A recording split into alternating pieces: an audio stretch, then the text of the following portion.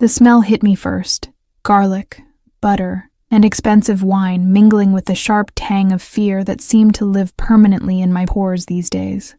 I moved through the dining room of Castello Nero like a ghost, my worn shoes silent against the marble floor, my black uniform blending into the shadows between tables. Nobody looked at me. They never did. I was part of the furniture, another nameless face serving overpriced pasta to people who wouldn't remember me 5 minutes after I cleared their plates. My feet ached. Everything ached. The double shift was killing me, but I needed the money. God, I always needed the money. Rent was due in 3 days, and Mrs. Chen had already slipped the final notice under my door. The red letters screaming at me every time I came home to my shoebox apartment in Chinatown. 23 years old and drowning, working 2 jobs and still barely scraping by in this city that chewed up girls like me and spit them out without a second thought. "Table 7 needs water," Marco hissed at me as I passed the bar, his eyes darting nervously toward the back corner. "And don't fuck it up. Those guys, just be invisible, capiche?" I nodded, grabbing the crystal pitcher with hands that had started trembling somewhere around hour 9 of my shift. Table 7. The VIP section, roped off with velvet cords that might as well have been prison bars separating their world from mine. I'd served back there before. Politicians, celebrities, people whose watch cost more than my annual salary. But tonight felt different. The air back there was thicker, charged with something electric and dangerous. I approached slowly, eyes down like Marco had taught me. Never make eye contact with the important ones. Never speak unless spoken to. Be a shadow. Be nothing. Be... The scent of bergamot and something darker, something like smoke and leather and old money, stopped me 3 feet from the table. My breath caught. I couldn't help it. I looked up. 4 men sat in the shadows, but only one mattered. Only one pulled at something primal in my chest, making my pulse stutter and restart like a broken engine. He sat at the head of the table, perfectly still in a way that suggested violence held in check. A loaded gun with the safety off. His suit was black, so black it seemed to absorb light, tailored so precisely it looked painted on. Dark hair swept back from a face that belonged in a Renaissance painting. All sharp angles and cruel beauty. A jaw that could cut glass, lips that had probably never smiled at anything innocent. But it was his eyes that paralyzed me. Even in the low light, I could see they were the color of winter storms, gray and cold and absolutely devastating. They flicked up to me, just for a second, and I felt stripped bare, dissected, catalogued and dismissed in a single heartbeat. "Water," I whispered, hating how my voice cracked. "Would you gentlemen leave it?" His voice was quiet, barely above a murmur, but it sliced through the ambient noise like a blade.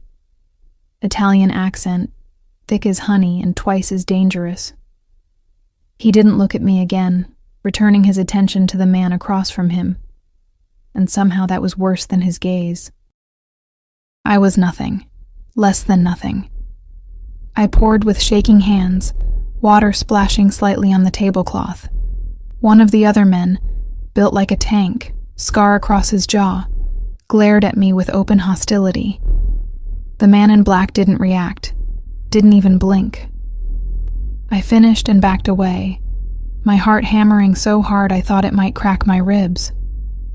"Who is that?" I heard one of them ask in Italian as I retreated. I'd picked up some of the language working here, enough to understand.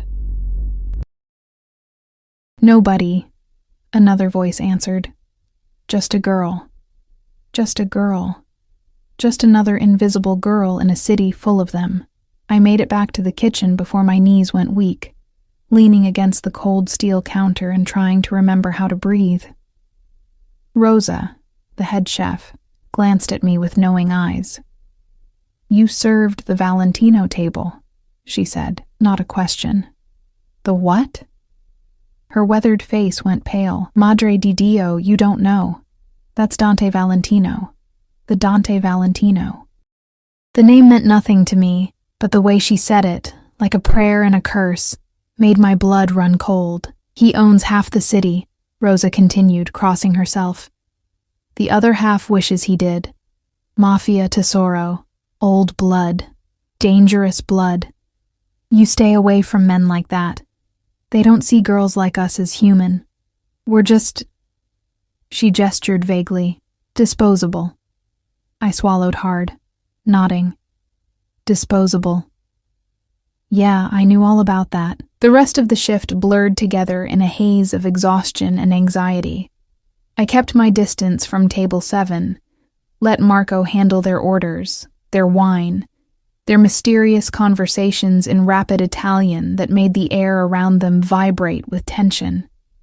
But I felt his presence like a black hole, bending gravity, impossible to ignore even when I wasn't looking. It was after midnight when my second disaster struck. I was carrying a tray of dirty dishes back to the kitchen, my vision swimming with fatigue, when my shoe, my stupid worn-out shoe with the sole that had been flapping loose for a week, caught on the edge of a carpet. The world tilted. The tray flew from my hands in a slow-motion arc of catastrophic inevitability and crashed directly onto table 7. Glass shattered. Wine exploded across that perfect black suit like blood. Plates clattered and spun, and in the center of the chaos, Dante Valentino sat perfectly still, red wine dripping from his jacket, his face carved from marble, his storm-gray eyes lifting to mine with an expression I couldn't read. The restaurant went silent. Absolutely. Completely silent. My voice came out as barely a squeak. I'm so sorry, I didn't mean... My shoe, I'm so sorry. One of his men was already standing, hand moving toward his jacket in a gesture that made my blood freeze. But Valentino raised one finger, just one, and the man stopped like he'd been turned to stone. You, Valentino said quietly, his eyes never leaving mine. Come here. My legs moved without my permission, carrying me around the table until I stood directly in front of him. This close, I could see the wine soaking into the fabric of his suit, probably ruining thousands of dollars worth of Italian craftsmanship. This close, I could smell that bergamot again, mixed now with red wine and something else. Something that made my head spin and my stomach knot with an emotion that wasn't quite fear. Your name. Not a question. A command. Sophie. Sophie Chen. Why did I give him my last name? Why did I give him anything? Sophie Chen, he repeated, tasting each syllable like wine. You've just destroyed a $10,000 suit, Sophie Chen. $10,000. I was going to die. I was going to die right here on the marble floor of Castello Nero, and nobody would even remember my name tomorrow. I started, then stopped. What could I possibly say? I didn't have $10 to my name, let alone 10,000. I'll work it off. However long it takes, you'll work it off, he interrupted. And something flickered in those winter eyes. Amusement. Interest. How much do you make in a night, Sophie Chen? Answer me. The command in his voice made my spine straighten involuntarily. Maybe 200. On a good night, with tips. He did the math in his head, and the corner of his mouth curved, not quite a smile, more like the shadow of one. So you're offering me approximately 50 nights of your labor, 50 nights of serving wine and clearing tables to pay for a suit I'll simply throw away. Put like that, it sounded absurd. It sounded like exactly what it was. A poor girl's desperate attempt to avoid consequences she could never afford. I don't have anything else to offer, I whispered, hating the tears burning behind my eyes. I wouldn't cry. I refused to cry in front of him. He studied me for a long moment, his gaze traveling from my face down to my worn shoes and back up again, cataloging every detail of my poverty, my exhaustion, my absolute vulnerability. I felt naked under that stare, stripped of every defense I'd built up working in this city that devoured girls like me for breakfast. "No," he said finally. "You don't." He stood then, unfolding from his chair with a predatory grace that made me step back instinctively. He was taller than I'd realized, at least 6'2", his wine-stained suit somehow making him look more dangerous rather than less. He pulled out his phone, not a regular phone, something sleek and foreign-looking, and made a call in rapid Italian that I could barely follow. "Marco," he called, and the manager appeared so fast he must have been hovering nearby. "This girl. She works for me now. You'll receive compensation for losing her.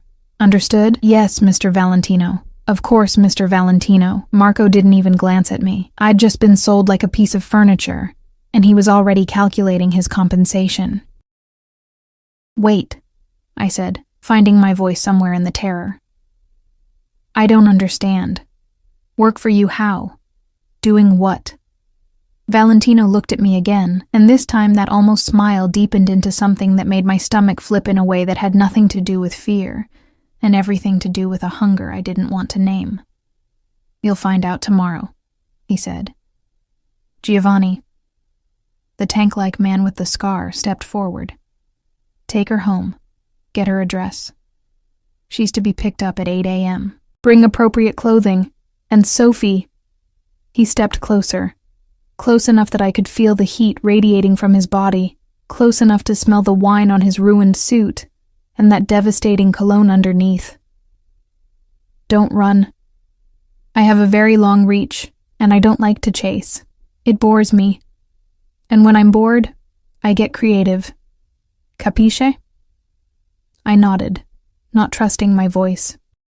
He held my gaze for another heartbeat, 2, 3, then turned and walked away, his remaining men falling into formation around him like soldiers around a general.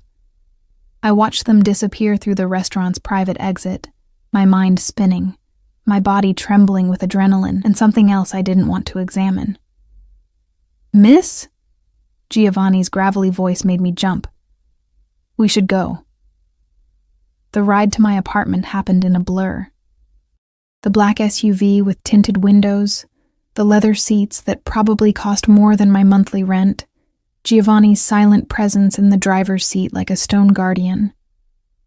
He didn't speak, didn't explain, just waited while I fumbled with my keys at the door of my building, making note of the address with cold efficiency. 8 a.m., he repeated as I stumbled out onto the sidewalk. "Don't make Mr. Valentino wait." I watched the SUV disappear into the night, then climbed the 4 flights to my apartment on legs that felt like water. Inside, I locked every lock, 2 deadbolts and a chain, and slid down the door until I was sitting on my threadbare carpet, shaking. What had I just agreed to? What had I just been sold into? I should run. I should pack what little I had and disappear into the city's sprawl, become another faceless girl that nobody would remember or miss. But even as the thought formed, I knew I wouldn't. Couldn't. Because Dante Valentino's voice echoed in my head. I have a very long reach, and something told me that running would be the worst decision I could possibly make. And underneath the fear, buried beneath layers of self-preservation and common sense, was something else. Something that made my pulse quicken when I remembered those winter storm eyes.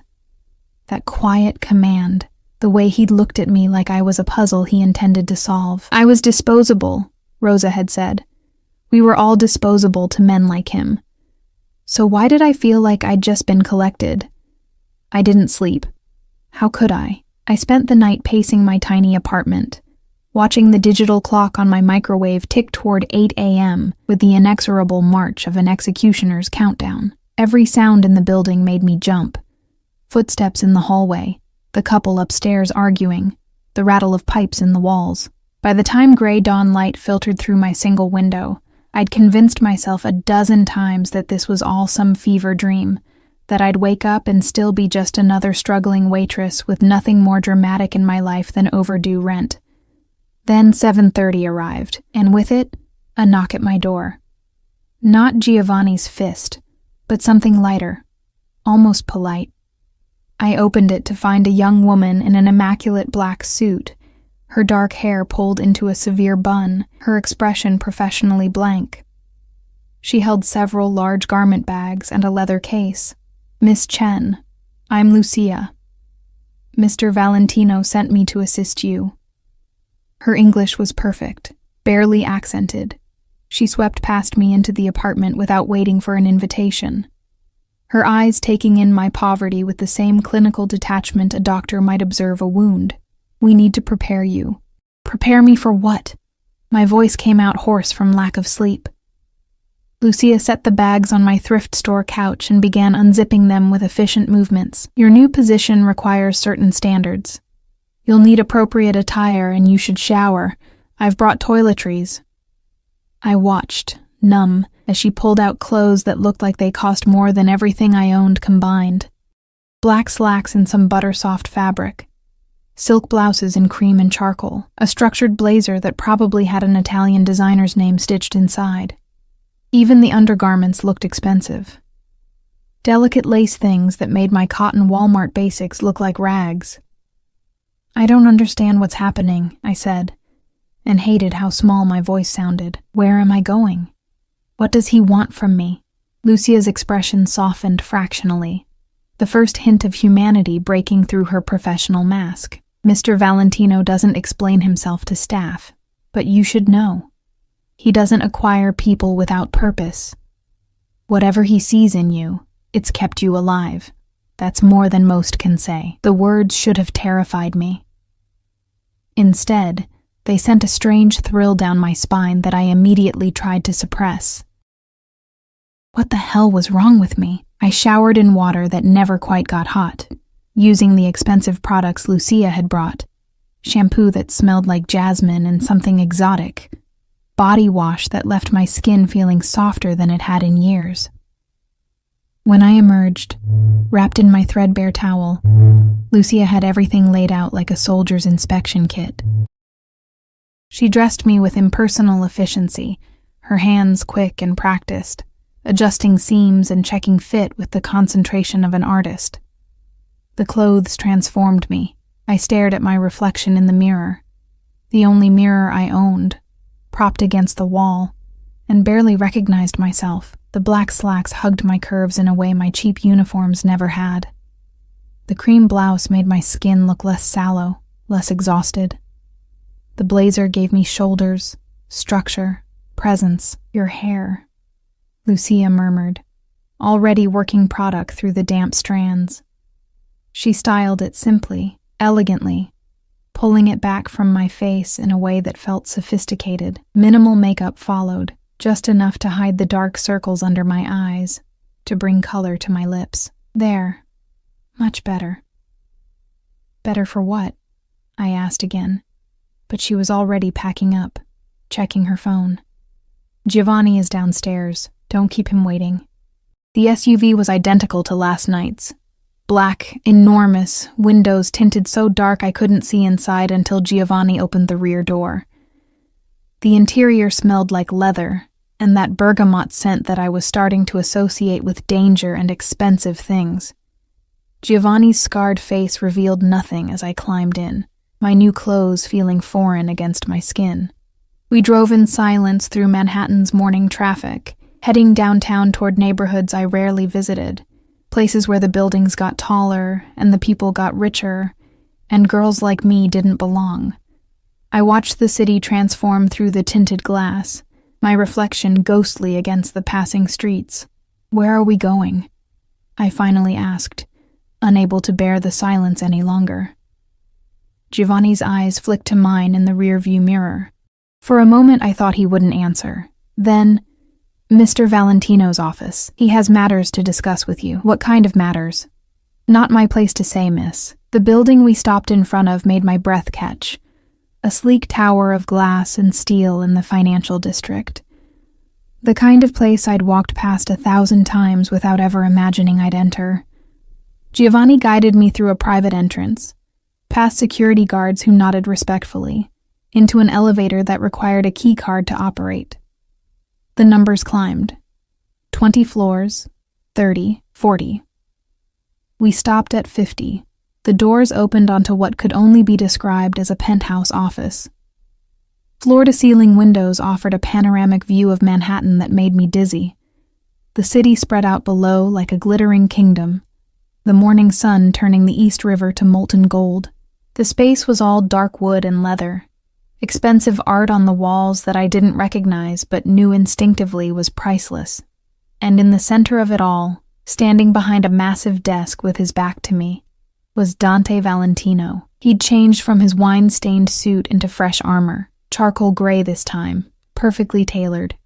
His dark hair still damp like he'd showered recently. He was on the phone, speaking rapid Italian that sounded like orders being given and received.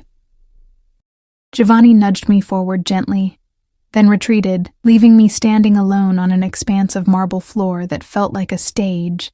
Valentino turned, his storm-gray eyes finding me with the same devastating intensity as last night. He ended his call mid-sentence, his full attention shifting to me in a way that made my skin prickle with awareness. For a long moment he just looked, his gaze traveling over Lucia's work with an expression I couldn't read. "Better," he said finally, echoing Lucia's words. "Sit." He gestured to one of the leather chairs facing his desk.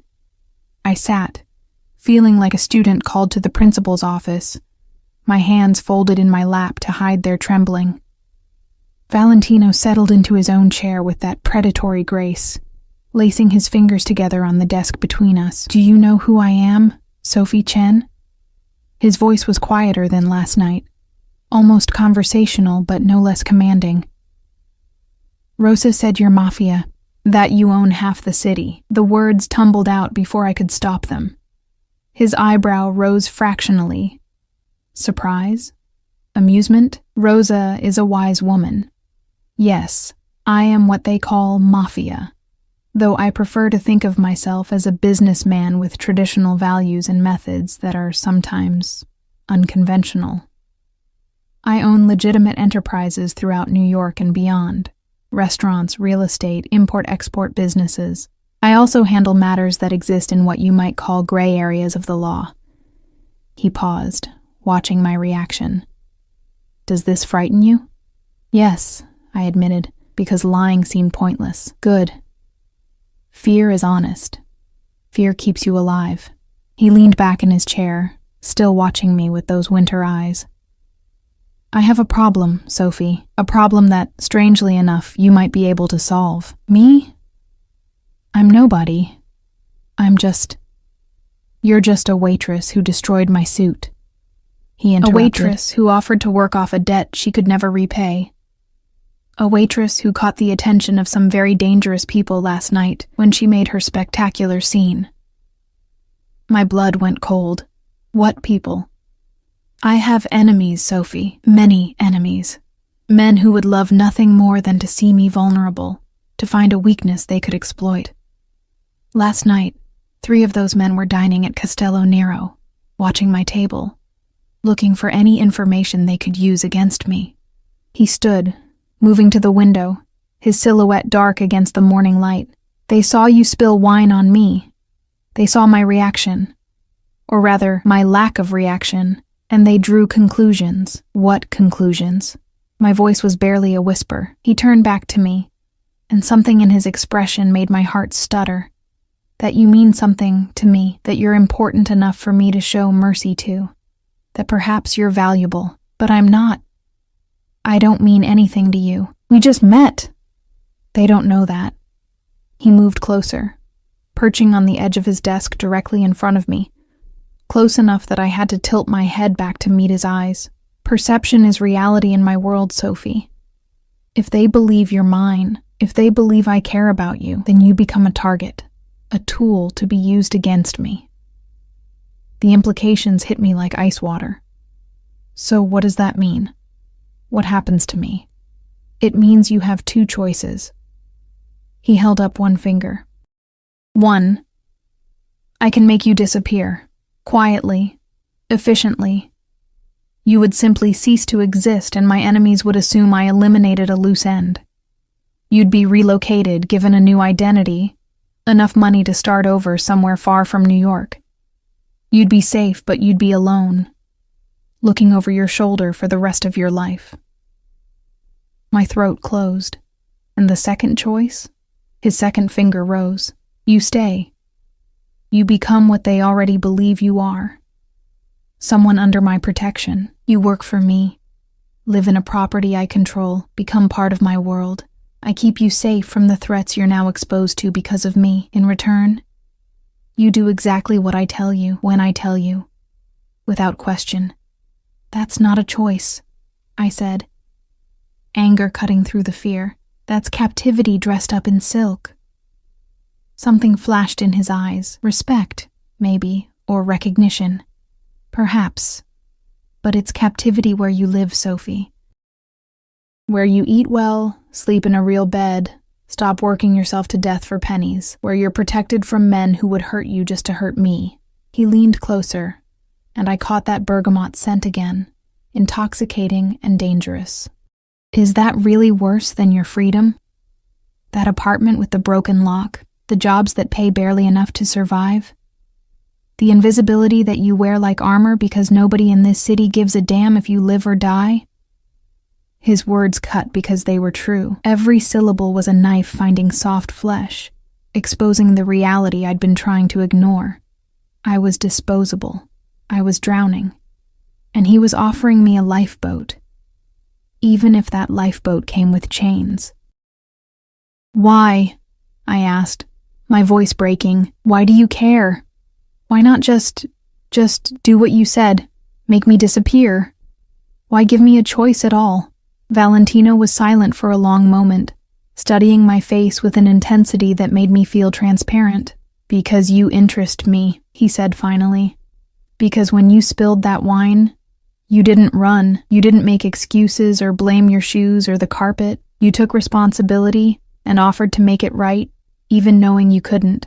That's rare in my world. Integrity, even small integrity, is valuable. So I'm what? A curiosity? A pet project? You're an asset that might become something more.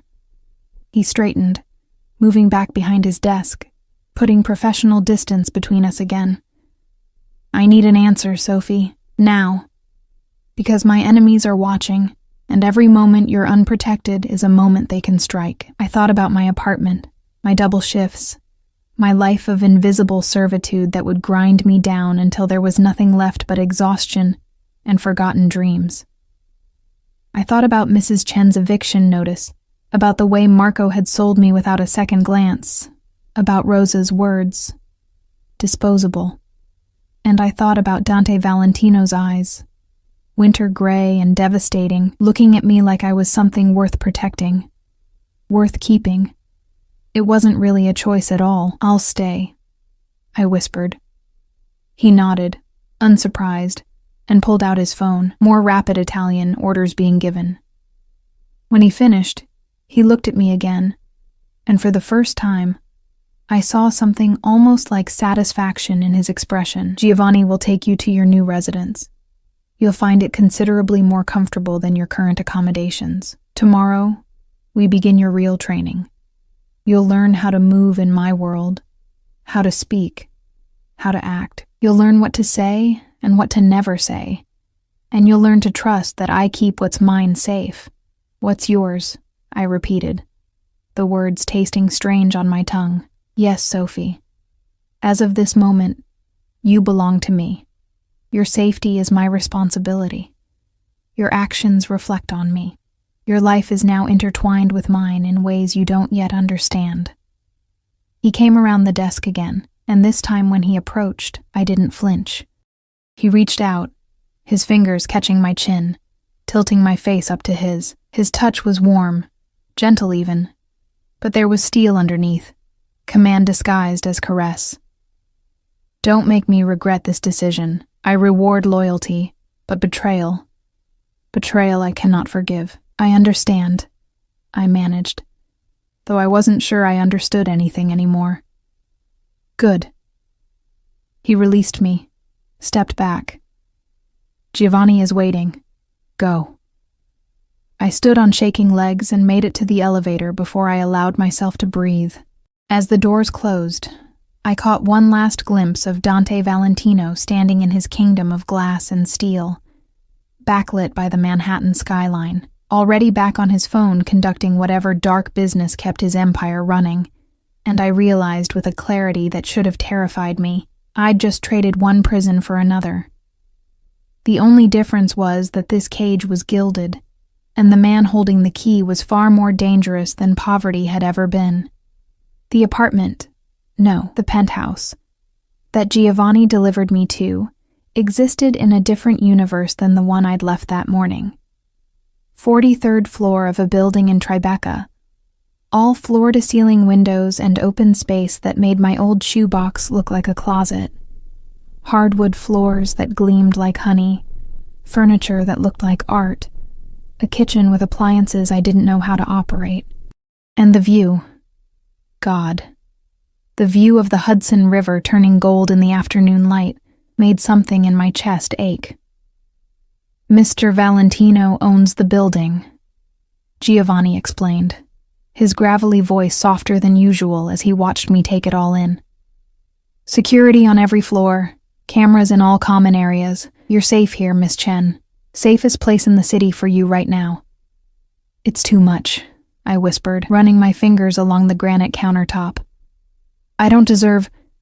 Mr. Valentino determines what you deserve. He set a phone on the counter, sleek, foreign-looking, like Valentino's. This is yours now. Only 3 numbers programmed, Mr. Valentino, myself, and Lucia. You don't call anyone else. You don't give this number to anyone else. Capisce? I nodded, picking up the phone like it might bite me. The screen lit up at my touch, showing a background of solid black. No apps except phone, messages, and camera. A leash disguised as technology. Your things from your old apartment will be collected and brought here tomorrow. Lucia will return in the morning to continue your preparation. Giovanni moved toward the door, then paused. Miss Chen. Sophie.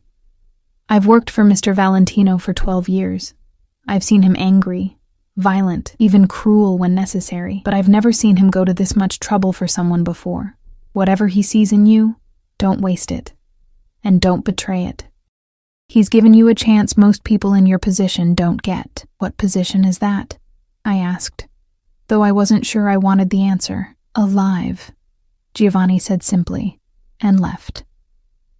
I spent the rest of that day exploring my gilded cage, opening closets to find them already stocked with clothes in my size. How did they know my size? Testing the massive bed with its sheets that felt like clouds, standing at the windows and watching the city move below like I was a queen surveying her kingdom. Except I wasn't a queen. I was a prisoner who'd been given a nicer cell. Night fell, and with it came the fear. Every shadow looked like a threat. Every sound made me jump. I kept thinking about Valentino's words. Enemies watching, targets, tools to be used, and wondering if men with guns were already planning how to get to me, how to hurt him through me. I should have felt safer 43 floors up with security and cameras. Instead, I felt exposed, visible, a bird in a cage with glass walls. The phone buzzed at 10 p.m., making me nearly drop it. A message. No name, but I knew who it was from. Sleep. Giovanni will collect you at 8 a.m. Wear the black dress in the closet. No greeting. No pleasantries. Just commands. I should have been angry. Instead, I felt something settle in my chest. The weird comfort of knowing someone was watching, even if that someone was dangerous. I found the dress. Black, obviously. Designer label I vaguely recognized from magazine covers. It hugged every curve, ended just above my knees, and made me look like someone who belonged in this world of penthouses and private security. I hung it on the bathroom door and stared at it like it was evidence of my transformation. Yesterday, I was Sophie Chen, invisible waitress. Today I was... what? Dante Valentino's property, his pet, his responsibility. I didn't sleep that night either. Morning came with Lucia's efficient knock.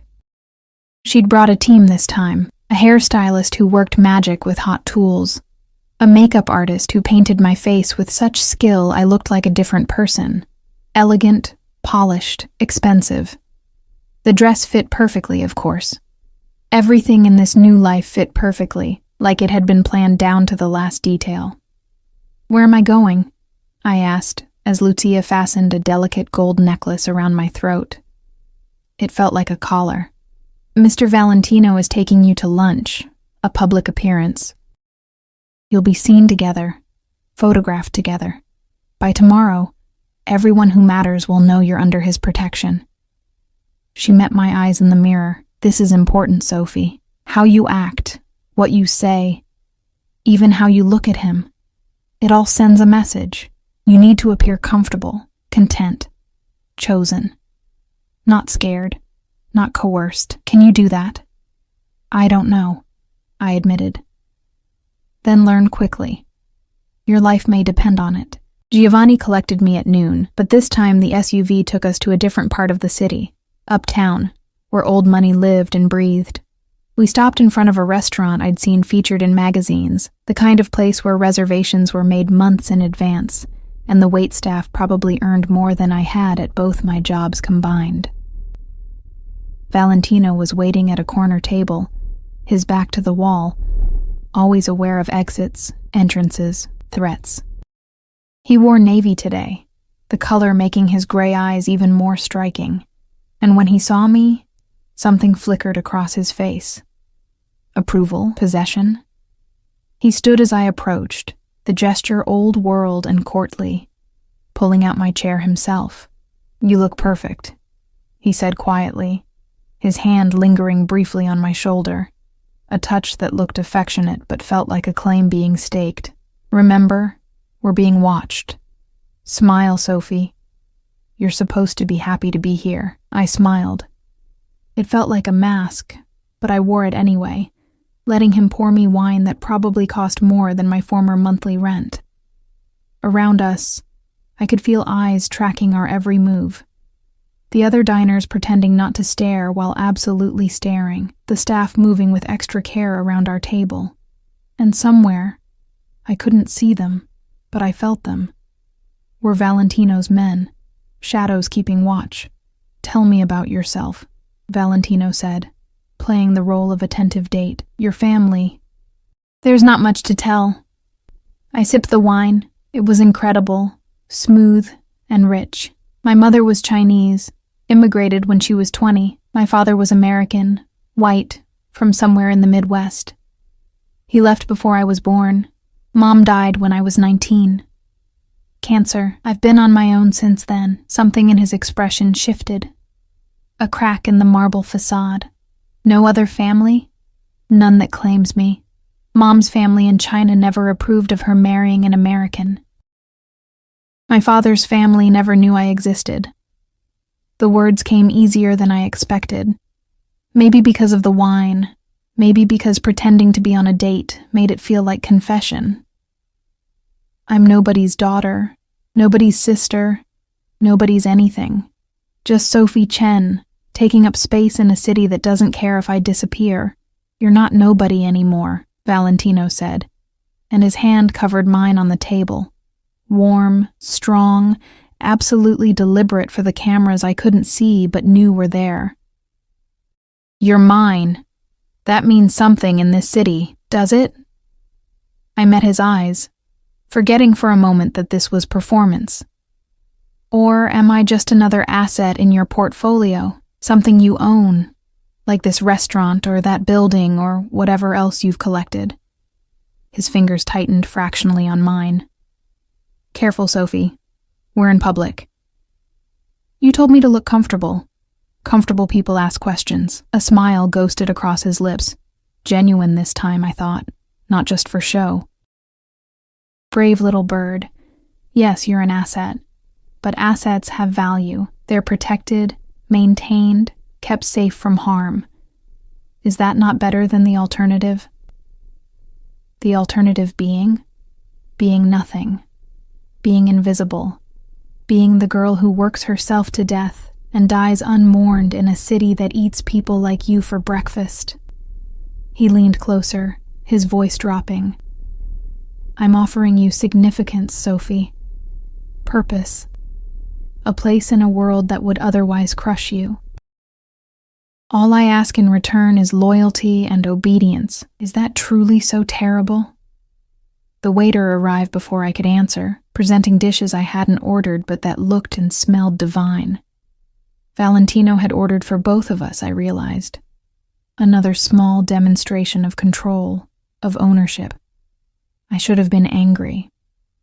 Instead, I ate the perfectly prepared fish and let him guide the conversation, playing my role as the captivated companion while my mind spun in circles.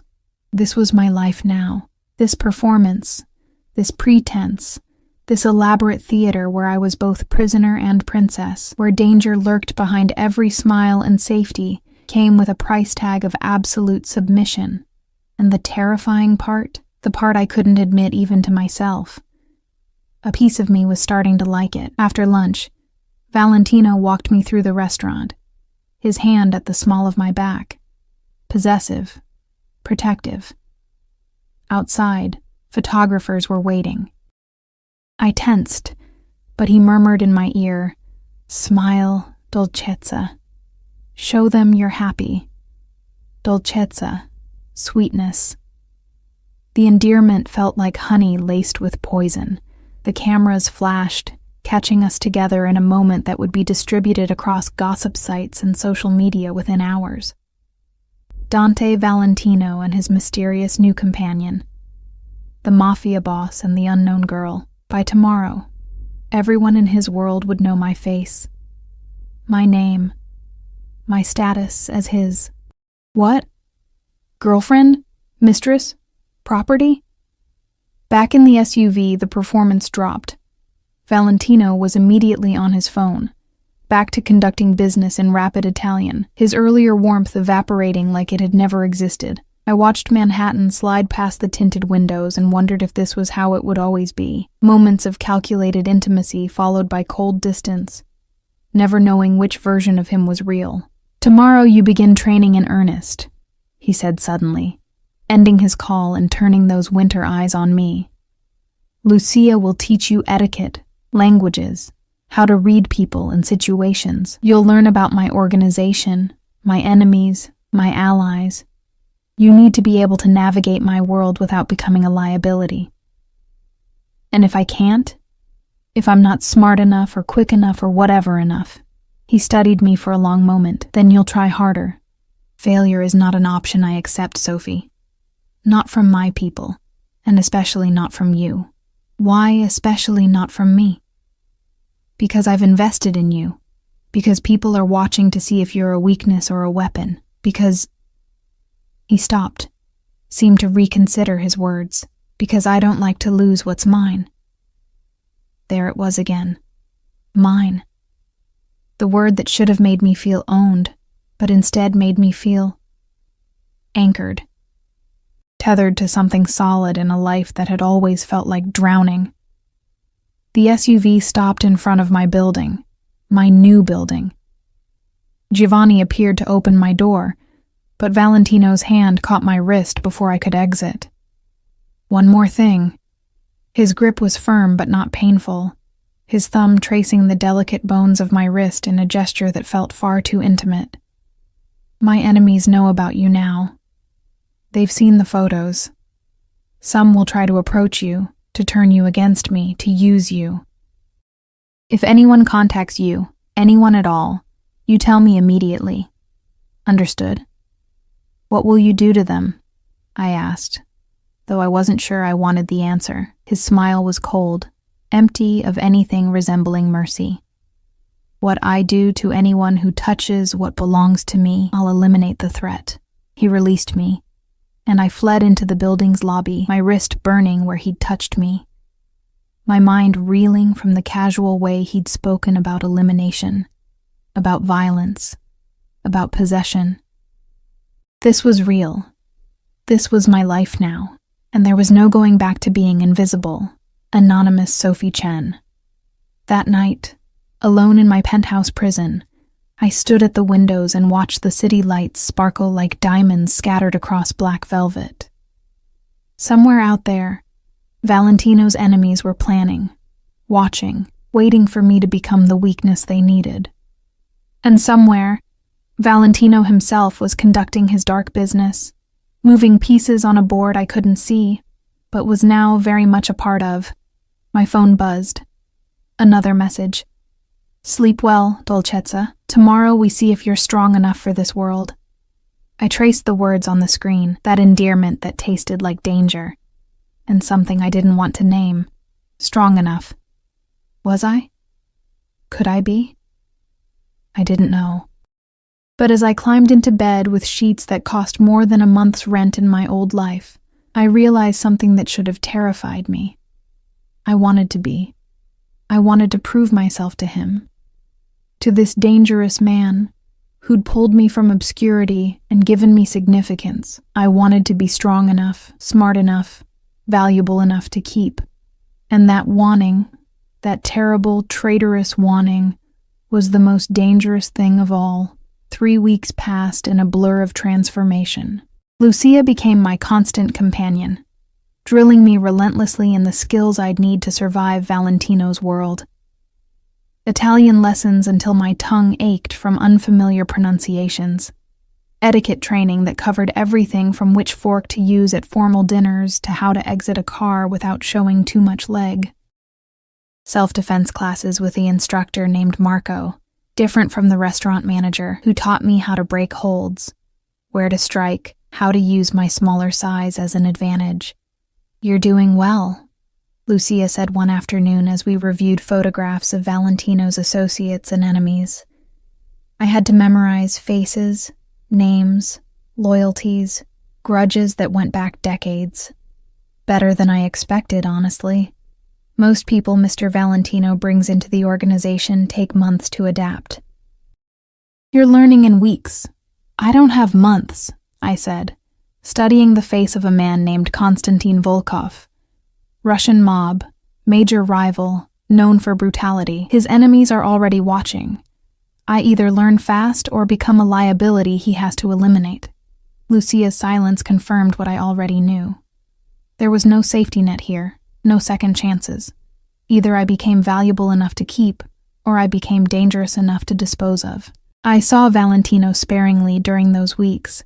Brief encounters that felt choreographed, calculated, dinner at exclusive restaurants where we played our roles for watching eyes. A gallery opening where his hand at my back sent messages to everyone present. A charity gala where I wore a dress that cost more than a year of my old salary and learned to smile while men who'd ordered murders discussed art and politics. But in private, away from cameras and witnesses, he remained distant, professional. Our conversations were brief, focused on my progress, my training, whether I was ready for the next step. The intimacy from that first lunch never returned, replaced by the cool assessment of a man evaluating an investment. It shouldn't have bothered me. This was a business arrangement, a transaction, protection in exchange for obedience, safety in exchange for loyalty. My feelings, whatever they were, had no place in the equation. Except they were there anyway, growing like weeds in cracks I didn't know existed, the way my pulse quickened when his name appeared on my phone, the way I found myself dressing more carefully on days I knew I'd see him, the way his rare smiles felt like victories I wanted to collect and hoard. I was developing feelings for my captor. The realization hit me one night as I stood at my windows, and the shame of it burned like acid. What kind of person fell for the man who'd bought her like property, who kept her in a gilded cage and called it protection? Someone desperate, I answered myself.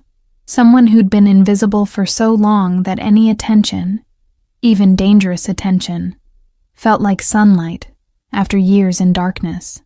The 4th week brought a shift. Valentino summoned me to his office, but this time Giovanni escorted me to a different location. A townhouse in the Upper East Side that screamed old money and older secrets. Armed men nodded as we entered, their deference to Giovanni absolute. Inside, the decor was different from the glass and steel of his corporate headquarters. Dark wood, leather, oil paintings that probably cost millions. This was the real seat of power, I realized. The place where his legitimate business ended and his other empire began. He was waiting in what looked like a study, standing before a massive fireplace, despite the summer heat outside. He'd discarded his jacket, rolled up his shirt sleeves, and for the first time I saw the ink on his forearms, elaborate tattoos that spoke of old traditions, of blood oaths and criminal heritage. They should have frightened me. Instead, I found them hypnotic, wanting to trace the patterns with my fingers. Sophie. He turned, and something in his expression was different, tense. Almost worried. We have a problem. Sit. I sat in the leather chair facing him, my stomach knotting with anxiety. What kind of problem? The Volkov family. He pulled out his phone, showed me a photograph. Me, leaving my building yesterday morning, captured from across the street. They're watching you more closely than I anticipated. Konstantin's nephew, Alexei, has been asking questions. About you, about your background, about your relationship to me. What does he want? Leverage.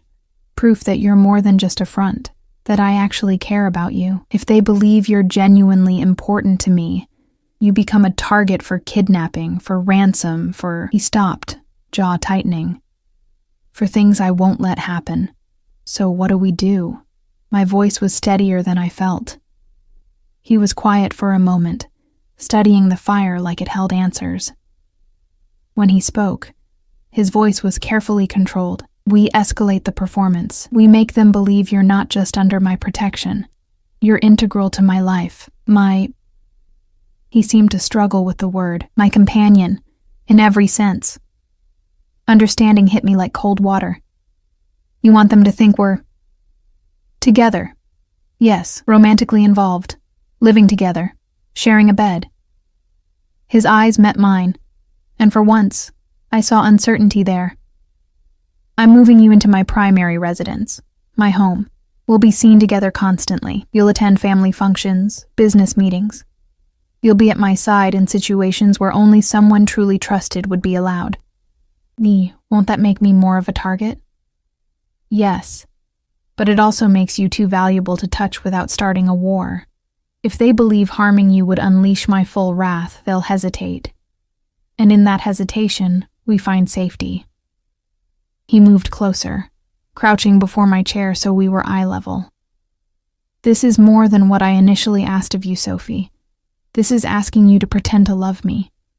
To act as though you chose this, chose me. Can you do that? The irony wasn't lost on me. He was asking me to fake feelings that were already becoming dangerously real. Yes, I whispered, I can do that. There's something else. He reached into his pocket, pulled out a small velvet box. My heart stopped. This is for appearances only. Don't mistake it for something it's not. He opened the box. A ring gleamed inside, a sapphire the color of deep ocean water, surrounded by diamonds that caught the firelight and threw rainbows across the walls. It was the most beautiful thing I'd ever seen. An engagement ring? My voice came out strangled. The Volkovs need to believe I'm committed to you beyond mere protection. This sends that message. You wear this. We announce our engagement to select people, and you become untouchable. He took the ring from the box, held it up. This was my grandmother's. Wearing it means something in my world. It means family, legacy, permanence. It's the ultimate statement of ownership and protection. But it's not real, I said, needing to hear him confirm it. No, he agreed, it's not real. He slid the ring onto my finger anyway. It fit perfectly, of course. Everything in his carefully constructed world fit perfectly. I stared at it, this symbol of false promise, and felt something crack inside my chest. There's a family dinner tomorrow night, Valentino continued, standing and putting distance between us again. My uncle, my cousins, some of the old guard. They need to meet you. accept you. These are dangerous men, Sophie. Men who've known me since I was a child. They'll test you, push you, try to find cracks. You can't show weakness. You can't show fear. You need to be, he searched for the word, worthy of this ring, of this position, of me. What if I'm not? The question escaped before I could stop it. What if they see through me? What if I fail? He studied me for a long moment. Something unreadable in his winter-gray eyes. Then he did something unexpected. He reached out and cupped my face, his thumb brushing my cheekbone with unexpected gentleness. Then I'll handle it. But you won't fail, Dolcezza. You're stronger than you believe. You've survived poverty, loneliness, invisibility. You can survive dinner with my family. And the touch lasted only seconds, but it burned into my skin, making me want to lean into his palm, to close my eyes and pretend this was real. When he withdrew, I felt the loss like physical pain. Giovanni will move your things to my residence today. I'll meet you there tonight. We'll have dinner together, just the two of us, before tomorrow's performance. You need to learn how I live, how I move through my private spaces. The details matter. He turned back to the fire, dismissing me. Lucia will brief you on the family members you'll be meeting. Study their files, know their loyalties, their ambitions, their weaknesses. Information is armor in my world. I stood on shaking legs, the ring heavy on my finger, a beautiful shackle. At the door, I paused. Dante? I used his first name for the first time, and saw his shoulders tense at the sound. Thank you for protecting me. Even if it's just business. It's not just business, Sophie. His voice was quiet, almost too quiet to hear. Not anymore. But he didn't turn around, didn't explain what he meant, and I fled before I could do something stupid like ask, like hope, like believe this could ever be more than an elaborate performance. That evening, Giovanni drove me to Valentino's residence, a brownstone in Brooklyn Heights that managed to be both fortress and home. Security was everywhere but subtle. Cameras hidden, guards positioned at strategic points. Inside, the decor surprised me. Warmer than his offices, more personal. Books lined the walls, art that looked collected over years rather than bought to impress. This was where Dante Valentino actually lived, where the performance dropped and the man remained. A woman in her 60s met me in the foyer, Mrs. Rosa, the housekeeper, who looked me over with sharp eyes that missed nothing. "So you're the girl," she said in heavily accented English, "the one who's turned his world upside down." "I didn't mean to, she snorted. "Nothing happens by accident around Mr. Valentino. If you're here, it's because he wants you here. Question is, do you want to be here? Or are you just another girl dazzled by money and power?" The accusation stung because part of it was true, but I met her eyes steadily. I want to survive. He's offering me a chance to do that. Everything else. I gestured vaguely at the ring, the house, the life I'd been thrust into. Everything else is just details. Something in her expression softened, honest at least. "Come, I'll show you to your room." "Well, your rooms.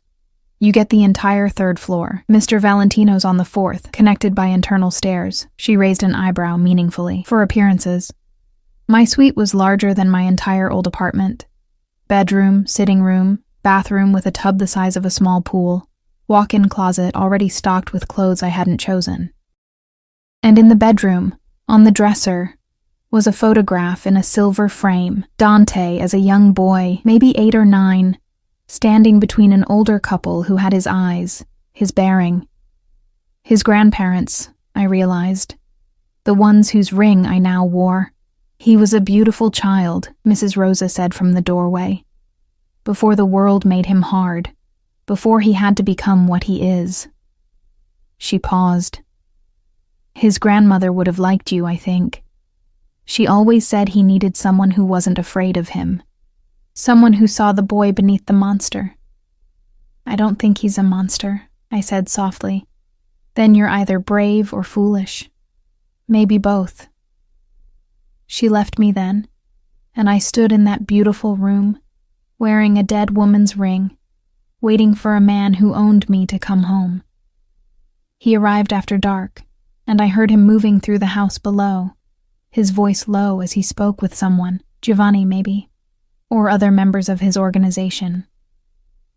I'd changed into simple clothes, jeans and a sweater, wanting to feel like myself for these last moments before tomorrow's performance began. A knock at my door. My heart jumped. Come in. Dante entered, and for the first time, I saw him in casual clothes, dark jeans, a black t-shirt that showed the full extent of his tattoos. His hair slightly mussed like he'd been running his hands through it. He looked younger like this, less untouchable, and dangerously more attractive. Dinner's ready, he said. Come, we eat in the kitchen tonight. Tomorrow we perform, tonight we prepare.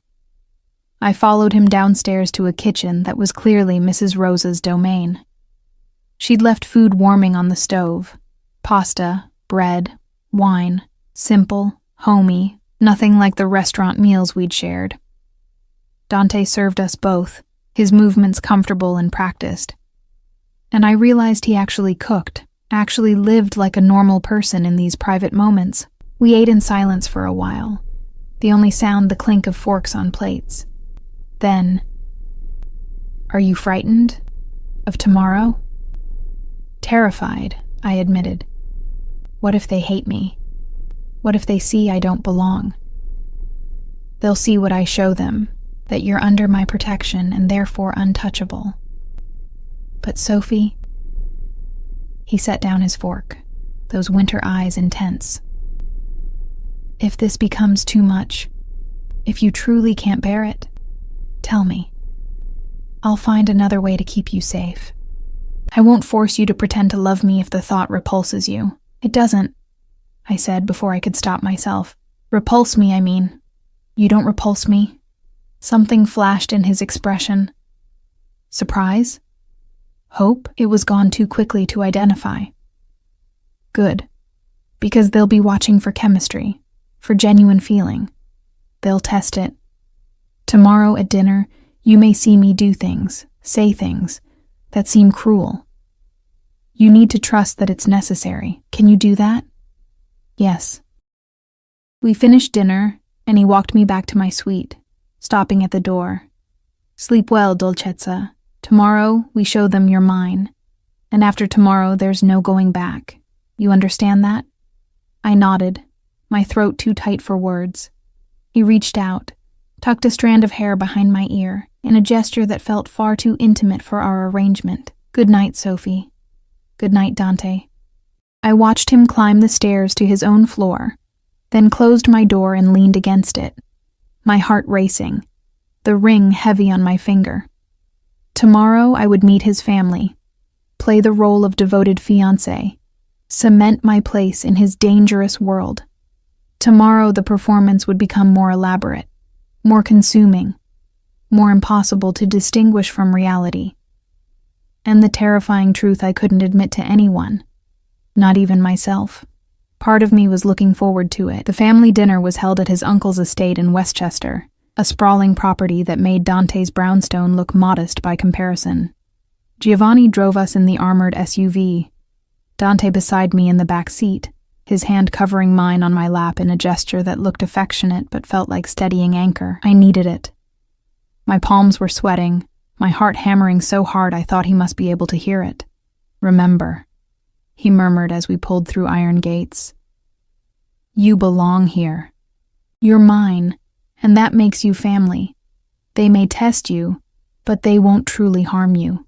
I won't allow it." The house was full of people when we arrived. Men in expensive suits, women dripping with jewelry, the air thick with cigarette smoke, and Italian conversations that flowed too fast for me to follow. Dante's hand moved to the small of my back, proprietary and protective, as he guided me through the crowd. Eyes followed us everywhere, assessing, judging, calculating. "Dante!"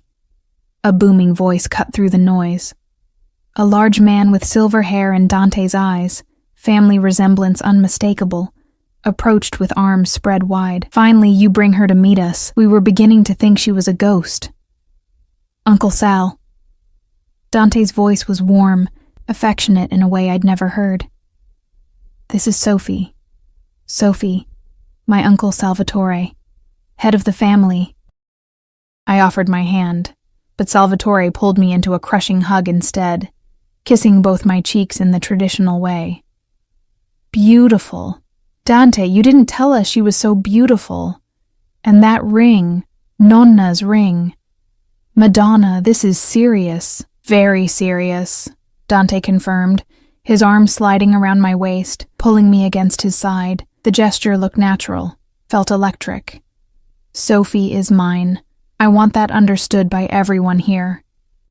The message in his words was clear, a line being drawn, a claim being staked. Around us I saw nods of understanding. Whispers passed between family members. I was being presented, accepted, absorbed into this dangerous dynasty. Dinner was an elaborate affair. Too many courses, too much wine, too many people whose names I struggled to remember despite Lucia's drilling. I sat beside Dante at the long table, his cousins and their wives surrounding us. Conversation flowing in a mix of English and Italian that left me dizzy trying to follow. But Dante never left me adrift. He translated quietly, included me, his attention split between family politics and making sure I was okay. It was during the main course that the testing began. "So, Sophie," said a woman named Gabriella, one of the cousins' wives, known for her sharp tongue and sharper ambitions according to Lucia's files. "How did you meet our Dante? It must be quite a story for him to give you Nonna's ring." The table went quiet, everyone watching, waiting. This was the moment. Truth or fiction? What story had we prepared? "I spilled wine on him," I said simply, deciding honesty was safer than elaborate lies.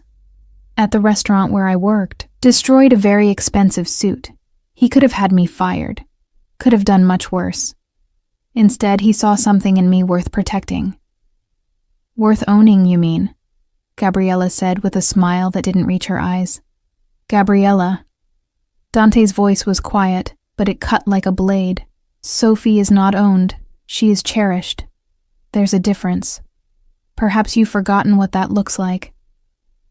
The rebuke hung in the air, sharp enough to draw blood. Gabriella's face flushed, but she nodded, chastened. Around the table, I saw respect in the eyes of the older generation. Dante defending his woman, putting family members in their place when necessary. It was a display of power, of priorities. His hand found my thigh under the table, squeezed gently. Reassurance, approval, possession. I forced myself not to flinch at the intimacy, reminding myself this was performance, this was necessary. Even if my skin burned where he touched me. Even if I wanted to cover his hand with mine and never let go. After dinner, the men retreated to Salvatore's study for business talk. The real reason for this gathering, I realized. But before Dante could follow, his uncle stopped him. "Bring her.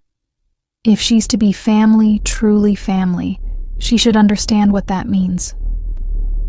Dante hesitated, his eyes meeting mine in a silent question. I nodded, even though fear coiled in my stomach. I'd come this far. I couldn't back down now.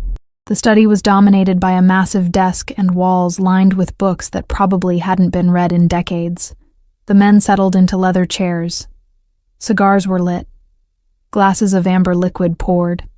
I sat in the corner, trying to be invisible. But Salvatore gestured me forward. No, sit beside Dante. You're his fiancé, not his servant." I moved to the chair beside Dante's, and his hand immediately found mine, our fingers interlacing in a gesture that felt far too natural. The conversation that followed was conducted mostly in Italian, but enough was in English for me to understand the stakes, territory disputes, Rival families encroaching on their businesses, the need for stronger alliances and more aggressive tactics. "The Volkovs are becoming bold," one cousin said, his name escaping me. "They've been making moves in our neighborhoods, recruiting our people. Constantine thinks we're weak, then we remind him otherwise," Dante said calmly, his thumb tracing circles on the back of my hand in an absent gesture that made concentration difficult. "We've tolerated their provocations because open war is bad for business. But there are limits to my patience." "What about the girl?" Gabriella's husband, Carlo, jerked his chin toward me. "They know about her. She's vulnerability. They could use her against you. They could try." Dante's voice went cold, deadly. "And in trying, they would discover exactly how far I'll go to protect what's mine. Sophie is not a weakness. She's a line in the sand. Anyone who crosses it dies." The casual way he discussed murder, violence, death. It should have terrified me. Instead, I felt something warm unfurl in my chest. He meant it. He would kill for me. This man who barely knew me, who'd taken me as property, who kept me in a gilded cage. He would burn the world down if anyone tried to hurt me. It was insane. It was dangerous. It was intoxicating. The meeting continued for another hour. Strategies discussed and decisions made that would affect countless lives. I sat silent, observing, learning the dynamics of this criminal empire. Who held real power, who was loyal, who was ambitious. And through it all, Dante kept me close, his touch constant, marking me as his in front of everyone who mattered. We left after midnight, exhaustion making my limbs heavy. In the SUV, Dante finally released my hand, and I immediately missed the contact. "You did well," he said quietly. "Better than well. Salvatore was impressed. That's not easy to achieve. They're going to war," I said. "Because of me. Because the Volkovs see me as a way to hurt you. They were always going to war. You're just the excuse, not the cause." He turned to me, and in the dim light of the passing street lamps, his face looked younger, almost vulnerable. "Does it bother you? Knowing what I do, the violence I'm capable of?" "It should," I admitted. "But no, it doesn't. Is that wrong? Am I broken for not being horrified?" "You're not broken, Dolcezza. You're adaptable. It's why you've survived this long." His hand rose, cupped my cheek. "And why you'll survive what comes next." "What does come next?" His expression hardened. "The Volkovs make their move. They'll try to take you, to prove I'm not as powerful as I claim.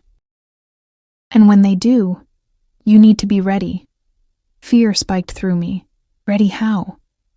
"Trust me. Follow my lead.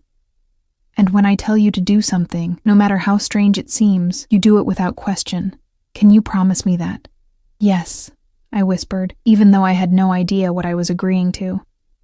The attack came 3 days later. I was leaving the brownstone for a fitting appointment with Lucia. More clothes, more armor for my role as Dante's fiancé. Giovanni was with me, plus 2 other guards whose names I'd learned, Marco and Tony. We'd just reached the SUV when the first shot rang out, time fragmented into chaos. Giovanni shoved me to the ground, his body covering mine. More gunfire, the sound deafening in the quiet Brooklyn street. Screaming. Mine? Someone else's? Marco fell, blood blooming across his chest. Tony returned fire, his gun appearing from nowhere. And through it all, Giovanni's voice in my ear. "Stay down. Don't move. Don't fucking move."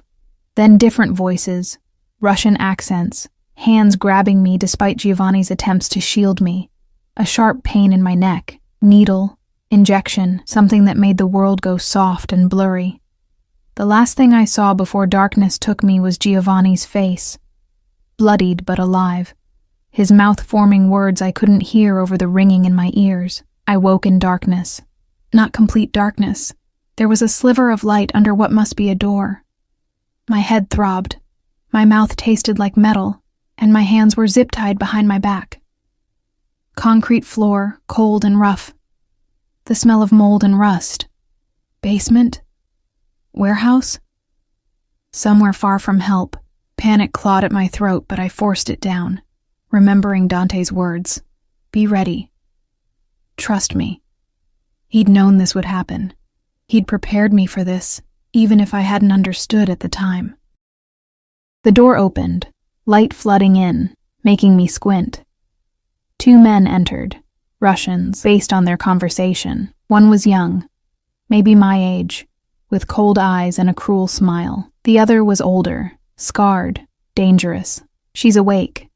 The young one, Alexei, I recognized from photos, said in accented English. Good. We have questions for you, little bird, about Dante Valentino, about his operations, his weaknesses, and you're going to answer them. I don't know anything, I said, my voice hoarse. I'm just his whore? Alexei crouched in front of me, his smile widening. No, I don't think so. He gave you his grandmother's ring. He introduced you to his family. He killed 3 of our men last month when they got too close to your building. You're more than just a fuck to him. You're leverage. He reached for me, and I did what Marco had taught me in our self-defense sessions. I lunged forward, using my head as a weapon, connecting with his nose with a satisfying crunch. He screamed, stumbled back, blood pouring. The older man laughed, pulling Alexei away. She's got spirit, this one. Constantine will enjoy breaking her. They left me then, and I fought against the zip ties until my wrists bled, until exhaustion made me collapse against the wall. Hours passed. Maybe. Time was meaningless in the darkness. I thought about Dante, about his winter gray eyes and the way he'd held my hand at dinner. About Mrs. Rosa's words, someone who saw the boy beneath the monster. About the ring on my finger, heavy with meaning I still didn't fully understand. I must have dozed, because the explosion woke me, distant but powerful enough to shake the building. Gunfire followed, automatic weapons creating a symphony of violence that made my earlier kidnapping look like amateur hour. Shouting in Russian, then Italian, then the distinctive sound of Dante's voice, cold and commanding even through the chaos. The door to my prison burst open. Dante stood silhouetted in the doorway, gun in hand, his suit splattered with blood that I knew instinctively wasn't his. Behind him, Giovanni and a team of armed men swept through, securing the space with military precision. Sophie. My name on his lips sounded like a prayer and a curse. He was across the room in seconds, cutting my restraints with a knife that appeared from nowhere. His hands checking me for injuries with surprising gentleness. Did they hurt you? Did they touch you? I'm okay, I managed, even though I was shaking violently. I broke Alexei's nose. He's going to be pissed. A smile ghosted across his blood-stained face. Good girl. Then his expression hardened. But he won't be pissed for long. Stand up. I need you to do something for me. Something important. Do you trust me? Yes, I said without hesitation, and meant it completely. He pulled me to my feet, then handed me his gun. My eyes widened. Dante, I don't... Listen carefully. In the next room, Alexei is secured, wounded but alive. The Volkovs need to believe I'm ruthless enough to have my woman execute their heir. They need to fear what we'll do together. I need you to walk in there, point this gun at him and pull the trigger. My blood went cold. You want me to kill him? No, Dolcezza. I want you to pretend to kill him. He pulled something from his pocket, a small vial. This is a very powerful sedative. Alexei's already been injected with it. In approximately 2 minutes, his heart rate will slow to almost nothing. He'll appear dead for 6 to 8 hours. But you won't know that. As far as you're concerned, I'm asking you to execute a man in cold blood. I need your reaction to be genuine. I need the Volkovs, who are watching through cameras we've deliberately left active, to believe you just murdered their nephew for me. Understanding crashed over me. This was the test. The ultimate performance. "Sir," I whispered, using the formal address deliberately, my voice shaking with genuine fear. "Pretend you're dead? What happens next?" His eyes softened fractionally. "What happens next is we win. We show them that you're not just under my protection. You're willing to kill for me. That you're not a weakness, but a weapon. After tonight, they'll never touch you again. They'll be too afraid of what we are together. And if I can't do it, if they see through the act, then I'll handle it another way. But Sophie..."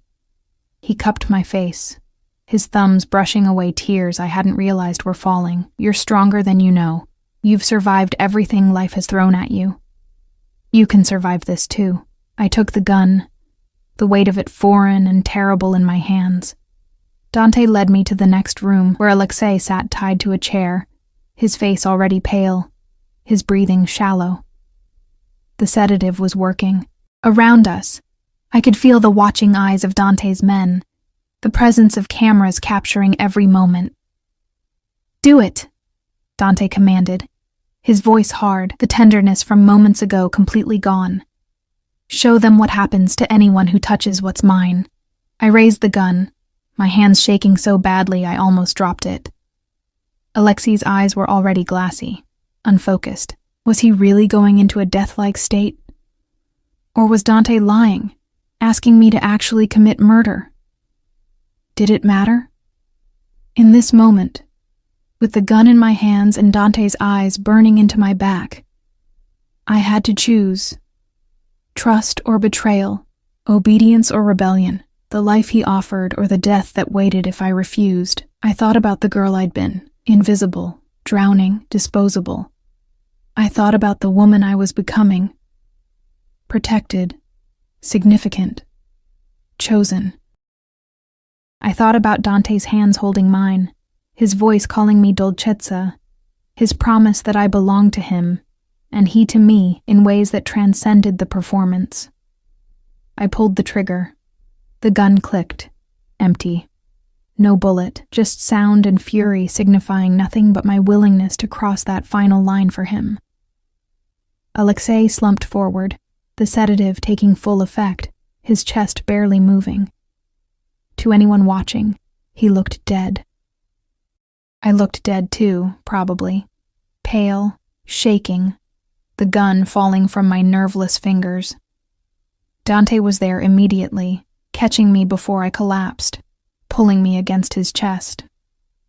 "It's done," he murmured into my hair, his voice for me alone. "You're magnificent, terrifying, and magnificent. They'll never doubt you again, never doubt us. He's not really dead," I whispered against his shoulder, needing to hear it confirmed. "No.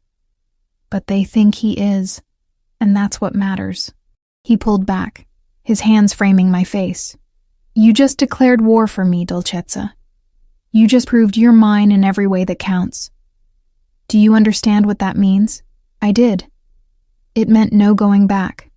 It meant I was no longer Sophie Chen, struggling waitress, invisible girl. I was Sophie Valentino, soon to be if this engagement became real. I was the woman who'd kill for the Mafia boss, the woman who'd chosen him over morality, safety, sanity. The woman who'd stopped performing and started meaning it. "Take me home," I said, exhausted beyond measure.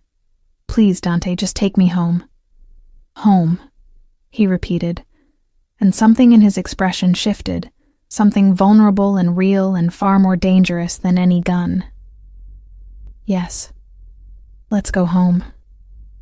The weeks that followed were a strange new reality.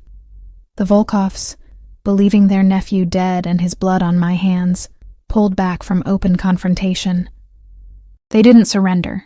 Dante explained that families like theirs never truly surrendered, but they negotiated, seeking peace rather than continued war. The story of the Mafia boss's fiancé executing their heir in cold blood spread through the underworld like wildfire, making me both feared and untouchable. But more than the external changes, something shifted between Dante and me. The performance we'd been maintaining, the touches, the looks, the intimacy, started feeling less like acting and more like truth, seeping through cracks in our defenses. He spent more time at home, less time at offices and meetings. We had dinner together most nights, real conversations that went beyond strategy and survival.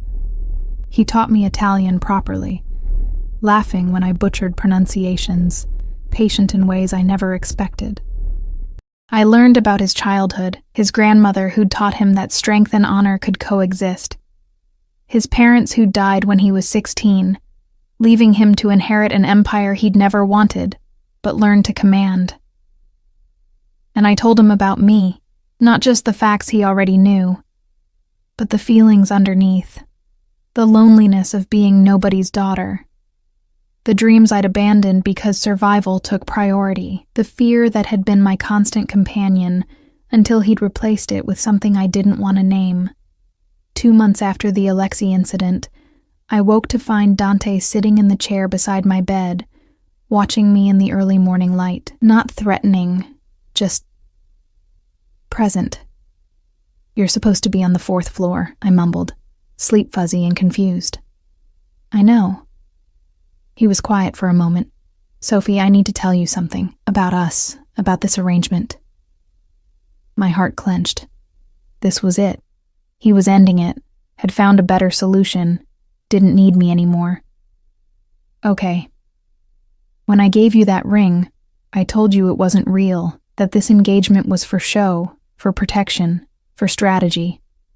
He moved to sit on the edge of my bed, his weight making the mattress dip. I lied. "What?" Not consciously. Not at first. But somewhere between that dinner with my family and watching you break Alexei's nose. Between teaching you Italian and listening to you laugh at Mrs. Rosa's terrible jokes. He reached out, took my hand, the one wearing his grandmother's ring. It became real for me. You became real for me. Not an asset or a responsibility or a strategy, just Sophie, the woman who saw past the monster to the man underneath, the woman who chose to stay even when I gave her the option to leave, the woman I'm terrified of losing. I stared at him, my mind unable to process his words. "You're saying..." "I'm saying I love you, Dolcezza. I'm saying this engagement doesn't have to be pretend anymore if you don't want it to be. I'm saying marry me, really marry me, and let me spend the rest of my life keeping you safe and making you happy, and showing you that you were never disposable. You were always meant to be cherished." Tears spilled down my cheeks, hot and unstoppable. I was falling for my captor. I thought I was crazy. I thought, "You weren't falling for your captor. You were falling for the man who fell for you first." He pulled me into his arms, and this time there was no performance, no audience, no purpose beyond the simple need to hold each other. "I know the circumstances were wrong. I know I took your choice away at first, but I'm giving it back now. Choose me, Sophie. Not because you're afraid or obligated or trapped. Choose me because you want to, because this," he gestured between us, "is worth fighting for. Yes." I whispered against his chest, breathing in bergamot and smoke and safety. "Yes, I choose you. I choose this. I choose us." He kissed me then, our first real kiss, and it was nothing like I'd imagined during all those nights lying awake thinking about him. It was better, desperate and gentle, claiming and cherishing, a promise sealed in the gray light of dawn. We married 3 months later, a small ceremony by his family's standards. Salvatore gave me away since I had no father. Mrs. Rosa cried through the entire service. Giovanni stood as Dante's best man, his scarred face actually smiling, and when Dante slipped the wedding band beside his grandmother's ring, when he promised to love and protect me for the rest of our lives, I knew he meant every word. The honeymoon was 2 weeks in Sicily, where the Valentino family originated, where Dante showed me olive groves and ancient villages and the grave of the grandmother whose ring I wore. We walked through centuries-old streets hand in hand, no guards visible though I knew they were there, No performances necessary because we'd finally found the truth underneath all the pretending. What would you have done? I asked one evening as we watched the sunset paint the Mediterranean gold and crimson. If I'd chosen to disappear that first day? If I'd taken the relocation and the new identity? Dante was quiet for a long moment, his arm around my shoulders, his breath warm against my temple. I would have let you go, made sure you were safe, then spent the rest of my life wondering what might have been if you'd stayed. I'm glad I stayed. So am I, Dolcezza. So am I. We returned to New York as husband and wife, to the brownstone that had stopped being a prison and become a home, to the life we'd built from chaos and danger and an accidental spilled glass of wine. The threats didn't disappear. They never would in Dante's world. But we faced them together. I learned the business, became more than just his wife, but his partner, his confidant, his equal in ways that made his enemies hesitate and his allies respect. And on quiet nights when the city slept and danger felt far away, we'd sit together in his study, my head on his shoulder, his fingers tracing patterns on my arm, both of us marveling at the strange and violent and beautiful path that had led us here. From invisible waitress to mafia wife, from drowning to floating, from performing love to living it. The transformation should have broken me. Instead, it had made me whole. I love you, I whispered into the comfortable silence. I love you more, Dante replied, pressing a kiss to my hair. My Sophie, my Dolcezza, my everything. And in his arms, wearing his grandmother's ring and his love like armor, I finally understood what Rosa had meant that first night. I wasn't disposable anymore. I was cherished. I was chosen. I was home. The waitress who'd begged the Mafia boss for mercy had found something far more valuable than safety. She'd found someone willing to pretend to be dead and then prove he'd die for real to keep her alive. She'd found someone who saw her when the whole world had looked away.